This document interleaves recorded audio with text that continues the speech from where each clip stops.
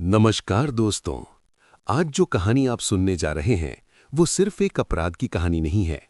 ये मन, अपराध बोध और इंसान की आत्मा की सबसे गहरी लड़ाई की कहानी है। फ्योदर दोस्तोयेव्स्की की ये महान कृति क्राइम एंड पनिशमेंट हमें ये दिखाती है कि कभी-कभी सबसे बड़ा अपराध किसी और के खिलाफ नहीं बल्कि अपने ही मन के खिलाफ होता है। ये कहानी हमें लेकर जाती है रूस के अंधेरे, गरीबी से भरे शहर सेंट पीटर्सबर्ग की गलियों में, जहां एक युवा गरीब और बेचैन छात्र रस्कोल्निकोव एक ऐसा विचार सोचता है जो उसकी जिंदगी हमेशा के लिए बदल देता है। ये उपन्यास केवल ये नहीं पूछता कि अपराध क्या है, ये पूछता है, पहला, असली सजा किसे कहते हैं? दूसरा, कानून की सजा बड़ी है या आत्मा की? तीसरा, क्या इंसान अपने अपराध से कभी भाग सकता है? इस पूरी ऑडियो बुक समरी को हमने 5 भागों में बांटा है ताकि आप इस कहानी के हर मनोवैज्ञानिक मोड़, हर संघर्ष और हर आध्यात्मिक परिवर्तन को गहराई से समझ सकें। तो चलिए शुरू करते हैं इस यात्रा को, एक ऐसी यात्रा जहां अपराध के बाद सबसे बड़ा युद्ध इंसान का अपना मन लड़ता है। भाग 1, रस्कोल्निकोव, एक टूटा हुआ इंसान। सेंट पीटर्सबर्ग का अंधेरा। कहानी शुरू होती है रूस के शहर सेंट पीटर्सबर्ग में। गर्मियों की उमस, गरीबी से भरी गलियां, शराबियों की भीड़ और टूटे हुए घर। इन्हीं गलियों में रहता है कहानी का नायक रोडियोन रोमानोविच रस्कोल्निकोव, एक युवा छात्र, गरीब, भूखा और टूटा हुआ। न नौकरी, न पैसे, न उम्मीद। उसका कमरा इतना छोटा है कि कमरे से ज्यादा ताबूत लगता है। ये वातावरण रस्कोल्निकोव के मन की अंधेरी स्थिति को दर्शाता है। रस्कोल्निकोव एक गहरी सोच में गिरा हुआ आदमी है। वो अपने विचारों में खोया रहता है। क्या इंसान को बड़े काम करने के लिए कानून तोड़ने का अधिकार है? क्या कुछ लोग असाधारण होते हैं जो नैतिकता से ऊपर होते हैं? क्या गरीबी से निकलने के लिए छोटा अपराध जायज है? ये सवाल उसके भीतर एक जहरीला विचार बनाते हैं। वो सोचने लगता है कि वो भी एक असाधारण इंसान है जिसे दूसरों की तरह नैतिक नियमों का पालन नहीं करना चाहिए। यही विचार कहानी को खतरनाक दिशा में ले जाता है। बूढ़ी साहूकार, अलियोना इवानोवना। सेंट पीटर्सबर्ग में एक क्रूर बूढ़ी साहूकार रहती है, अलियोना इवानोवना। वो गरीबों को उच्च ब्याज पर पैसे उधार देती है, उनकी चीजें गिरवी रखकर उनका शोषण करती है। रस्कोल्निकोव को उस साहूकार से नफरत है। वो सोचता है, ये बूढ़ी औरत दूसरों का खून चूस कर जी रही है। अगर ये मर जाए तो किसी को फायदा ही होगा। यहीं से समस्या शुरू होती है। रस्कोल्निकोव के मन में ये धीरे धीरे ये विचार बैठ जाता है कि अगर वो इस बूढ़ी को मार दे तो पहले वो बूढ़ी की संपत्ति ले सकता है, अपनी गरीबी दूर कर सकता है और दूसरों की भी मदद कर सकता है। वो इस विचार को न्याय का नाम देता है। विचार से योजना तक। सोचने से रस्कोल्निकोव योजना बनाता है। वो बार बार अपने मन को समझाता है, मैं एक बड़ा काम कर रहा हूं। इतिहास के महान लोग कानून से ऊपर रहे हैं। ये कोई आम हत्या नहीं होगी, ये एक सामाजिक सुधार है। लेकिन उसके अंदर एक दूसरा स्वर भी उठता है, ये गलत है। वो इस आवाज को दबाने की कोशिश करता है। दोस्तोयेव्स्की दिखाते हैं कि अपराध से पहले सबसे बड़ी लड़ाई बाहरी दुनिया से नहीं, अपने ही मन से होती है। रस्कोल्निकोव की गरीबी और मजबूरी। रस्कोल्निकोव की माँ और बहन दुनिया बहुत गरीबी में जी रहे हैं। दुनिया एक अमीर लेकिन क्रूर आदमी लुजिन से शादी करने जा रही है, सिर्फ इसलिए ताकि रस्कोल्निकोव को पैसे मिल सकें। ये खबर रस्कोल्निकोव को अंदर तक तोड़ देती है। वो सोचता है, मेरे कारण मेरी बहन अपनी जिंदगी बर्बाद कर रही है। इस अपराध बोध ने उसके मन में हत्या का विचार मजबूत कर दिया है। हत्या से पहले की रात। रस्कोल्निकोव निर्णय लेने से पहले लंबी रात जागता है। वो बेचैन है। एक क्षण योजना छोड़ता है, फिर अचानक वापस सोचता है, फिर खुद से झगड़ता है। उसका मन 2 हिस्सों में बंट चुका है। एक हिस्सा कहता है, मत करो। दूसरा हिस्सा कहता है, ये तुम्हारी नियति है। और अंत में वो निर्णय ले लेता है। वो बोरी में एक छोटा कुल्हाड़ी छिपा कर रखता है और खुद से कहता है, असाधारण लोग दुनिया बदलने के लिए खून बहाते हैं। ये वाक्य उसकी आत्मा को अंधेरे की ओर ढकेल देता है। भाग 1 का केंद्रीय विचार। इस पहले भाग में डॉस्टोवेस्की हमें दिखाते हैं, अपराध हमेशा लालच से नहीं होता, कभी-कभी दिमाग की उलझन से होता है। इंसान अपने गलत काम को सही साबित करने के तर्क ढूंढता है। गरीबी, अपमान और अकेलापन इंसान को खतरनाक विचारों की ओर खींच सकते हैं। असली युद्ध हथियार से नहीं, मन के भीतर शुरू होता है। रस्कोल्निकोव ने अभी अपराध नहीं किया, लेकिन वो इस राह पर पड़ गया है जहां से वापसी मुश्किल है। दोस्तों, इस पहले भाग में हमने देखा सेंट पीटर्सबर्ग का अंधेरा, रस्कोल्निकोव की गरीबी, नैतिक संघर्ष, बूढ़ी साहूकार का चरित्र और हत्या की योजना। लेकिन असली कहानी तो अब शुरू होगी। भाग 2 में हम देखेंगे हत्या की रात, रस्कोल्निकोव का डर और अपराध का पहला झटका। अगर आपको गहरी मनोवैज्ञानिक कहानियां पसंद हैं, तो आगे के भाग आपको झंझोड़ देंगे। भाग 2, अपराध, खून का पहला दृश्य। पिछले भाग में रस्कोल्निकोव ने वो अपराध कर दिया जो सिर्फ उसके दिमाग में था, लेकिन अब कहानी हत्या से हटकर मन की सजा पर केंद्रित होती है। डॉस्टोवेस्की दिखाते हैं कि कानून से पहले इंसान का अपना कॉन्शियंस उसे तोड़ता है। अब भाग 3 में हम अपराध के बाद की दीवानी दुनिया में प्रवेश करेंगे। बुखार और पागलपन। हत्या के तुरंत बाद रस्कोल्निकोव बीमार पड़ जाता है। वो बिस्तर पर गिरा रहता है। कभी नींद आती है, कभी डरावने सपने आते हैं, कभी उसे लगता है कि कोई उसे पकड़ने आ रहा है। वो लगातार बड़बड़ाता है, मैंने कुछ नहीं किया, किसी को कुछ मत कहना।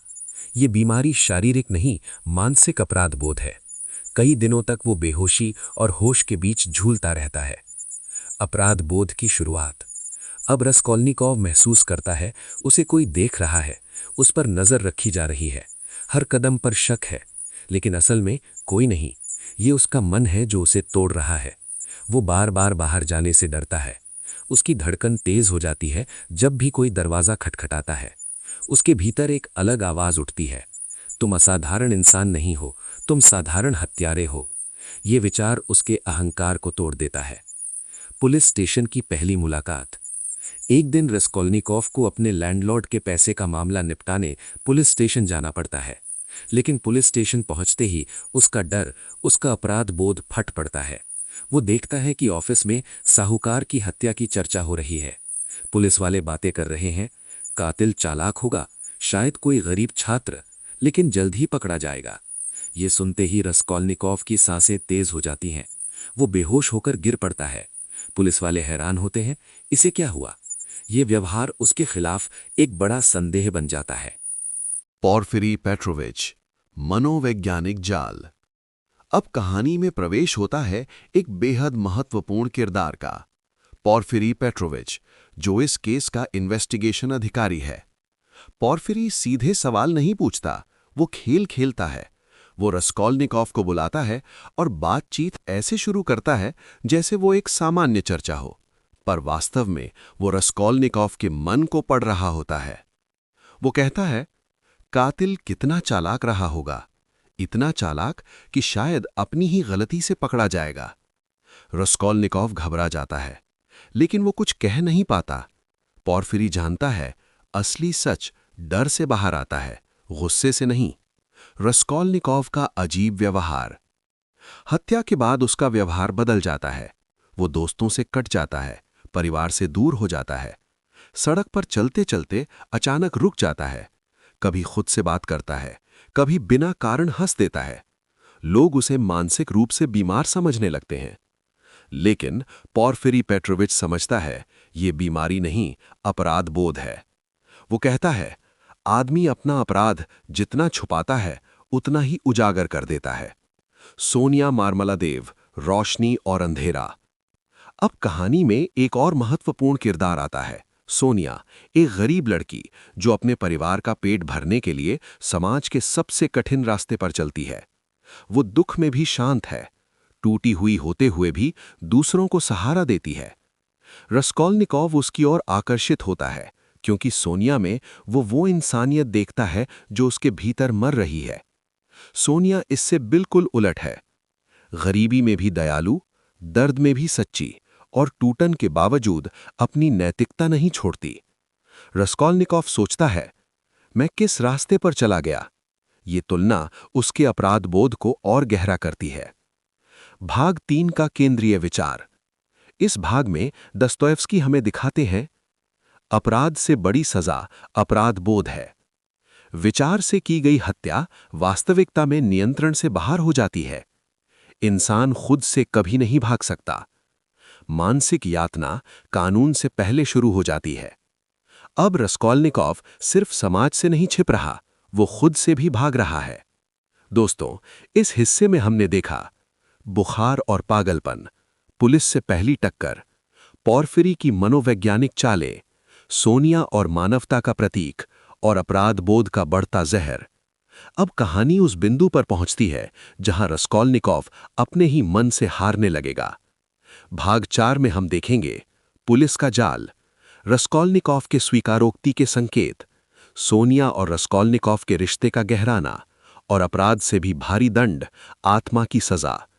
भाग 4 में कहानी और भी गहरी और भी मनोवैज्ञानिक हो जाएगी। भाग 4, सच का दबाव, स्वीकारोक्ति की राह। पिछले भाग में अपराध के बाद रस्कॉल्निकॉफ का मन टूटने लगा था। वो बुखार, डर और भ्रम में डूब चुका था।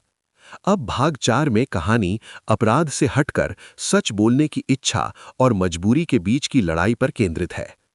ये वो बिंदु है जहां रस्कॉल्निकॉफ का मन उसे अंदर से चीख-चीख कर सच कहने को मजबूर करता है, जबकि उसका अहंकार उसे रोकने की कोशिश करता है। पोरफिरी पेट्रोविच का नया खेल। पोरफिरी पेट्रोविच फिर रस्कॉल्निकॉफ को अपने ऑफिस बुलाता है। वो सीधे आरोप नहीं लगाता, वो बातचीत को दार्शनिक मोड़ पर ले जाता है। पोरफिरी कहता है, क्या आपको लगता है कि कुछ इंसान दूसरों से बड़े होते हैं? क्या महान लोग अपराध कर सकते हैं क्योंकि वो असाधारण हैं? रस्कॉल्निकॉफ सुनकर कांप जाता है। उसे लगता है कि पोरफिरी उसके मन को पढ़ चुका है। पोरफिरी आगे कहता है, कातिल कितना चालाक रहा होगा, इतना चालाक कि शायद अपनी ही गलती से पकड़ा जाएगा। ये सुनते ही रस्कॉल्निकॉफ को पसीना आ जाता है। वो महसूस करता है पोरफिरी के सामने झूठ टिक नहीं सकता। रस्कॉल्निकॉफ का आत्मसंघर्ष। अब रस्कॉल्निकॉफ 2 हिस्सों में बंट गया है। एक हिस्सा कहता है, मैं असाधारण हूं, मैंने सही किया, किसी को पता नहीं चलेगा।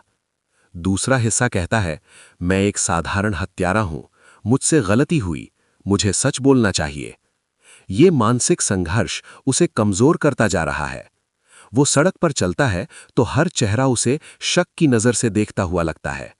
वो सोचता है, क्या सबने समझ लिया है कि मैं ही कातिल हूं? लेकिन ये सब उसके दिमाग का खेल है। सोनिया, करुणा का आईना। रस्कॉल्निकॉफ अपने अपराध के बोझ से दबी हालत में धीरे धीरे सोनिया के और करीब आता है। एक दिन वो सोनिया के कमरे में जाता है और उससे पूछता है, रस्कॉल्निकॉफ, अगर किसी ने बुरा अपराध किया हो तो क्या उसे सच बोलना चाहिए? सोनिया, हां, क्योंकि सच ही मुक्ति देता है, झूठ आत्मा को नष्ट कर देता है। सोनिया रस्कॉल्निकॉफ को धर्म, विनम्रता और सत्य की राह दिखाती है। वो कहती है, भगवान भी उन्हीं की मदद करता है जो सच बोलने की हिम्मत रखते हैं।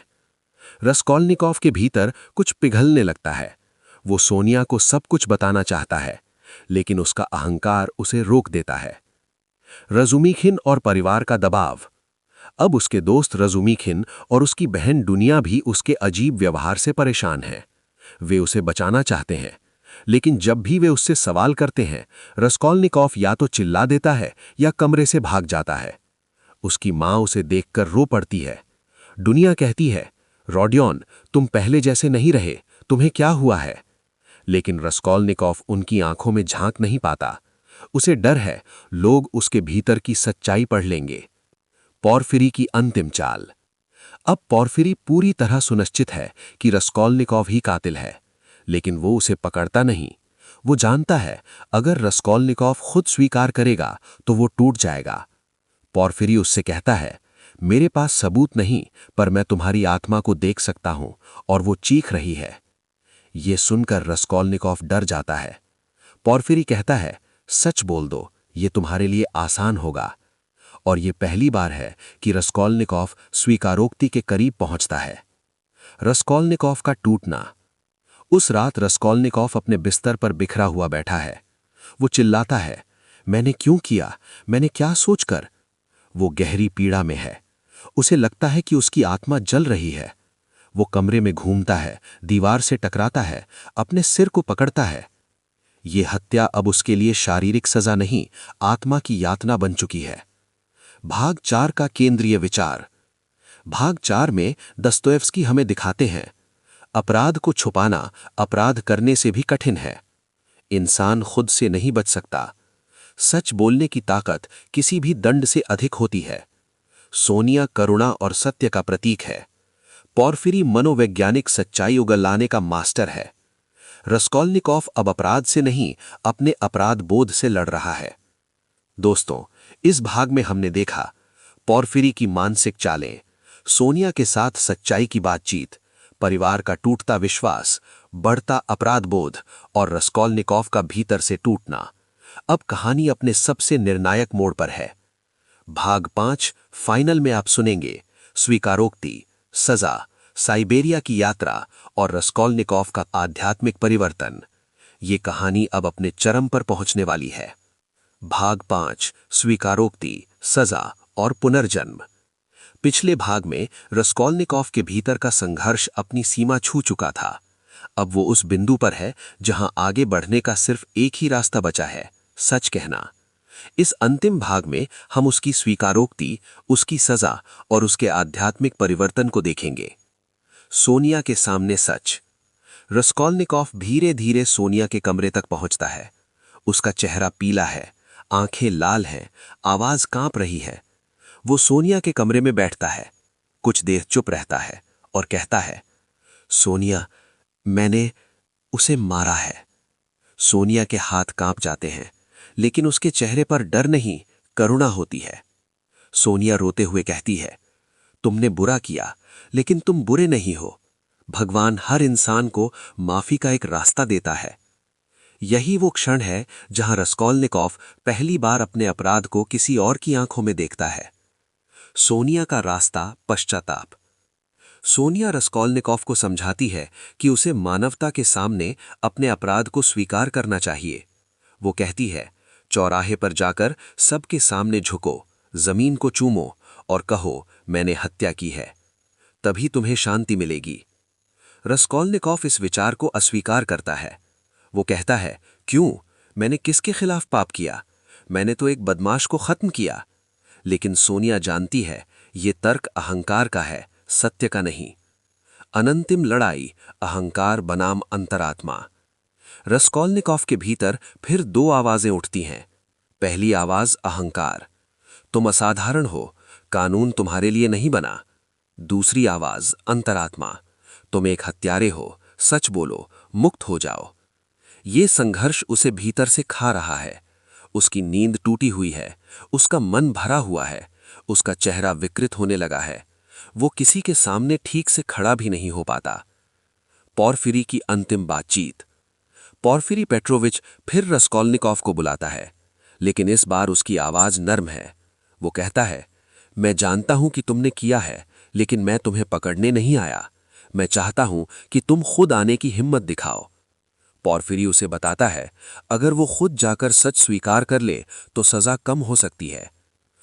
पोरफिरी का लक्ष्य ये नहीं है कि वो रास्कोल्निकोव को पकड़ ले, बल्कि ये है कि रास्कोल्निकोव अपने खुद के अपराध से मुक्त हो। चौराहे पर स्वीकारोक्ति। रास्कोल्निकोव सोनिया की सलाह मानकर चौराहे पर जाता है। वो भीड़ के बीच खड़ा होता है, लेकिन उसका अहंकार अभी भी उसे झुकने नहीं देता। कुछ देर वो घूरता रहता है, फिर धीरे धीरे घुटनों के बल बैठता है, जमीन को चूमता है और धीमी आवाज में कहता है, मैंने हत्या की है। भीड़ हैरान रह जाती है। लोग उसे पकड़ लेते हैं और पुलिस के पास ले जाते हैं।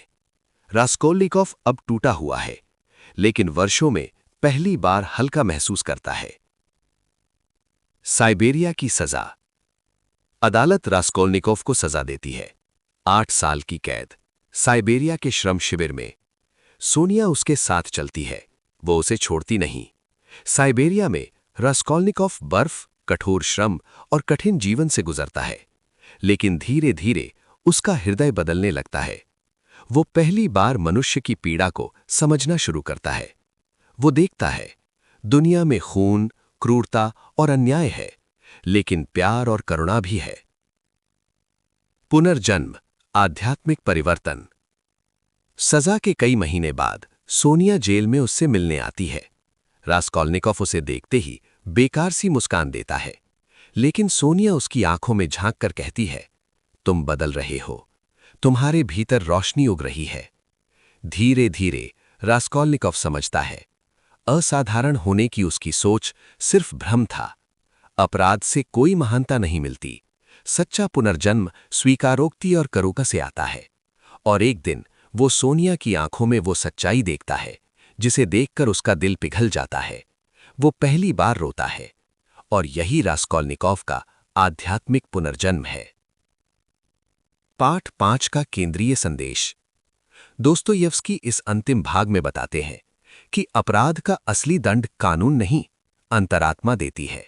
स्वीकारोक्ति मन को मुक्त कर देती है। प्रेम और करुणा सबसे अंधेरे अपराधी को भी बदल सकते हैं। सोनिया जैसी आत्माएं दुनिया की रोशनी है। पुनर्जन्म तब होता है जब इंसान अहंकार छोड़कर सच को अपनाता है। Final ending. दोस्तों, ये थी फ्योडोर दोस्तोयेव्स्की की महाकृति क्राइम एंड पनिशमेंट की पूरी हिंदी ऑडियो समरी। हमने देखा अपराध, भय, अपराध बोध, स्वीकारोक्ति, सजा और आध्यात्मिक पुनर्जन्म। इस कहानी का अंतिम संदेश ये है कि अपराध इंसान को नहीं मारता, अपने किए का बोझ मारता है, और सच किसी भी कैद से बड़ा मुक्तिदाता है। दोस्तों, अगर ये कहानी आपके दिल को छू गई हो, अगर इसने आपको सोचने पर मजबूर किया हो, तो इस वीडियो को लाइक जरूर कीजिएगा। इसे शेयर कीजिए उन लोगों के साथ जो ऐसी गहरी मनोवैज्ञानिक कहानियों को सुनना और समझना चाहते हैं। और हमारे चैनल को सब्सक्राइब कीजिए, क्योंकि हम यहाँ सिर्फ कहानियां नहीं सुनाते, हम आपको मन, आत्मा और इंसानियत की गहराई तक ले जाते हैं। नई किताबों की नई हिंदी ऑडियो बुक समरीज यहीं मिलेंगी। धन्यवाद। फिर मिलेंगे एक नई किताब के साथ।